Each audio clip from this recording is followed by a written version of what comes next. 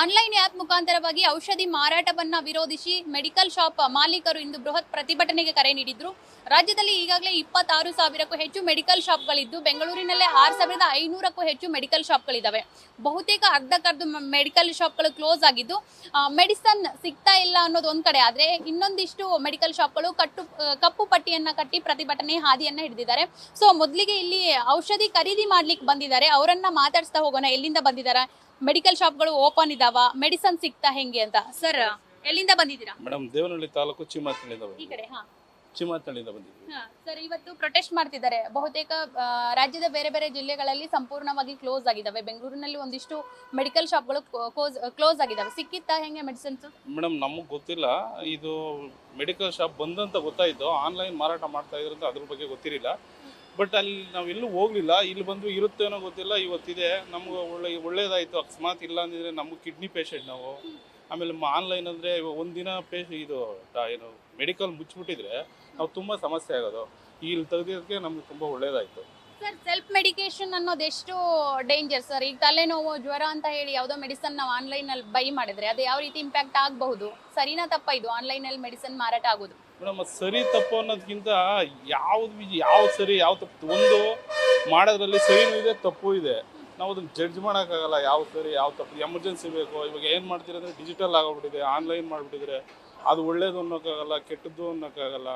ಈಗ ನಾವು ಇಲ್ಲಿ ಖುದ್ದಾಗಿ ಬಂದು ತಗೊಂಡ್ರೆ ಅದು ಬೆಟರ್ ಅಂತ ನನ್ನ ಅಭಿಪ್ರಾಯ. ಎಲ್ಲಿಂದ ಬಂದಿದ್ದೀರಾ ಅಂದ್ರಿ? ನಾವು ದೇವನಹಳ್ಳಿ ತಾಲೂಕು ಚಿಮಾಚನಹಳ್ಳಿಯಿಂದ. ನೋಡಿದ್ರಲ್ಲ, ಇಂದು ಬಹುತೇಕ ಶಾಪ್ಗಳು ಕ್ಲೋಸ್ ಆಗಿದ್ದಾವೆ, ಇನ್ನೊಂದಿಷ್ಟು ಶಾಪ್ಗಳು ಓಪನ್ ಮಾಡಿದ್ದಾರೆ. ಅಂದ್ರೆ ಪ್ರಮುಖವಾಗಿ ರೋಗಿಗಳಿಗೆ ಸಮಸ್ಯೆ ಆಗಬಾರ್ದು, ಬರ್ತಿರುವಂತಹ ಗ್ರಾಹಕರಿಗೆ ಮೆಡಿಸನ್ ಸಿಗ್ಬೇಕಂತ ಮಾಲೀಕರಿದ್ದಾರೆ, ಅವರನ್ನೇ ಮಾತಾಡ್ಸ್ತಾ ಹೋಗೋಣ. ಸರ್ ಆನ್ಲೈನ್ ನಲ್ಲಿ ಮೆಡಿಸನ್ ಮಾರಾಟ ಎಷ್ಟು ಸರಿ, ಏನ್ ಇಂಪ್ಯಾಕ್ಟ್ ಆಗಬಹುದು ತಮ್ಮ ಮೇಲೆ? ಆನ್ಲೈನ್ ಇಂಪ್ಯಾಕ್ಟ್ ಆಗೋದು ಭಾಳ ಕಷ್ಟ, ತೊಂದರೆನೂ ಆಗತ್ತೆ. ಕೆಲವರು ಆನ್ಲೈನಲ್ಲಿ ಪರ್ಚೇಸ್ ಮಾಡ್ತಾರೆ ಮನೇಲಿದ್ದು, ವಿತೌಟ್ ಪ್ರಿಸ್ಕ್ರಿಪ್ಷನು ಏನು ಮಿಸ್ಯೂಸ್ ಡ್ರಗ್ಗಳೆಲ್ಲ ತಗೊಂಡು ಉಪಯೋಗಿಸ್ತಾರೆ. ಡಾಕ್ಟ್ರ್ ಬರ್ಕೊಡೋದಿಲ್ಲ ಅವ್ರಿಗೆ. ಡಾಕ್ಟ್ರ್ ಬರ್ಕೊಟ್ರೆ ಅಂಗಡಿಗಳು ಬಂದು ತೊಗೊಂಡೋಗ್ತಾರೆ. ವಿತೌಟ್ ಪ್ರಿಸ್ಕ್ರಿಪ್ಷನಲ್ಲಿ ನಾವು ಸೇಲ್ ಮಾಡೋಂಗಿಲ್ಲ, ವಿತ್ ಪ್ರಿಸ್ಕ್ರಿಪ್ಷನಲ್ಲಿ ನಾವು ಸೇಲ್ ಮಾಡೋದು. ಅದಕ್ಕೋಸ್ಕರ ಆನ್ಲೈನು ತೆಗೆಯೋದು ಉತ್ತಮ ಅನಿಸುತ್ತೆ. ಸರ್ ಈಗ ಆನ್ಲೈನಲ್ಲಿ ರೇಟ್ ಚೇಂಜಸ್ ಇರುತ್ತೆ, ಶಾಪ್ಗೂ ಅಲ್ಲಿಗೂ ಕ್ವಾಲಿಟಿ ಕಾಂಪ್ರಮೈಸ್ ಆಗಿರ್ತಾರ ಹೆಂಗೆ? ಕಳಪೆ ಗುಣಮಟ್ಟ ಏನಾದರೂ ಇರುತ್ತಾ ಅಂತ? ಕಳಪೆ ಗುಣಮಟ್ಟ ಇರೋದಿಲ್ಲ. ಕೆಲವರು ಪೇಷಂಟ್ಸ್ಗಳು ಅವರು ಬೆನಿಫಿಟ್ಗೋಸ್ಕರ ಆನ್ಲೈನಲ್ಲಿ ಪರ್ಚೇಸ್ ಮಾಡ್ತಾರೆ.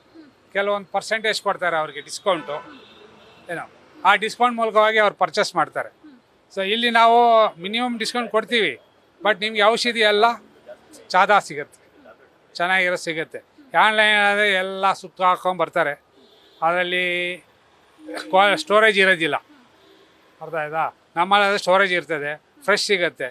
ಇವಾಗ ನಿಮಗೆ ಯಾರಿಗೆ ನಮಗೆ ಸ್ವಲ್ಪ ಒತ್ತಡ ಆಗತ್ತೆ.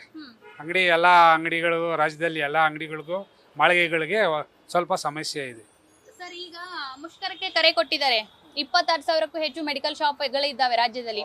ತಾವು ಓಪನ್ ಮಾಡಿರೋ ಉದ್ದೇಶ ಅಂದರೆ ಇಲ್ಲಿ ಕಿಡ್ನಿ ಹಾಸ್ಪಿಟ್ಲ್ ಇದೆ, ಅವ್ರು ಡೈಲಿ ಕಸ್ಟಮರ್ಸ್ ಬರ್ತಾರೆ, ಅಂದರೆ ಹೊರಗಡೆಯಿಂದ ಬರ್ತಾರೆ, ಬೆಂಗಳೂರು ಅವರಲ್ಲ, ಔಟ್ ಸ್ಟೇಷನಿಂದ ಬರ್ತಾರೆ. ಅವ್ರಿಗೆ ಔಷಧಿ ಬೇಕು, ಬಟ್ ಅವರು ನಮಗೂ ಸ್ವಲ್ಪ ಮೆಡಿಸಿನ್ಸ್ ನಮಗೆ ಇಟ್ಟಿದ್ದಾರೆ, ಸಮಸ್ಯೆ ಆಗಬಾರ್ದು ಅಂದ್ಬಿಟ್ಟು ಅದಕ್ಕೋಸ್ಕರ ನಾವು ತೆಗೆದು ಮಡಗಿದ್ವಿ. ನೋಡಿದ್ರಲ್ಲ, ಬಹುತೇಕ ಆನ್ಲೈನ್ನಲ್ಲಿ ಮಾರಾಟ ಆಗ್ತಿರುವಂತಹ ಮೆಡಿಸನ್ ಬಗ್ಗೆ ನಮಗೆ ತೀವ್ರ ವಿರೋಧ ಇದೆ. ಆದರೆ ಮೆಡಿಕಲ್ ಶಾಪನ್ನು ನಾವು ಕ್ಲೋಸ್ ಮಾಡ್ತಿಲ್ಲ, ನೈತಿಕ ಬೆಂಬಲವನ್ನು ಕೊಡ್ತಾ ಇದ್ದೀವಿ.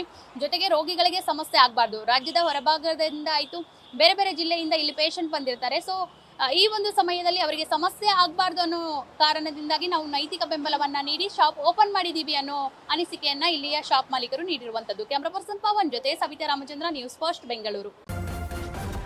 ನ್ಯೂಸ್ ಫಸ್ಟ್ ನಿರ್ಭೀತಿಯಿಂದ ನಿಮ್ಮ ಪರವಾಗಿ.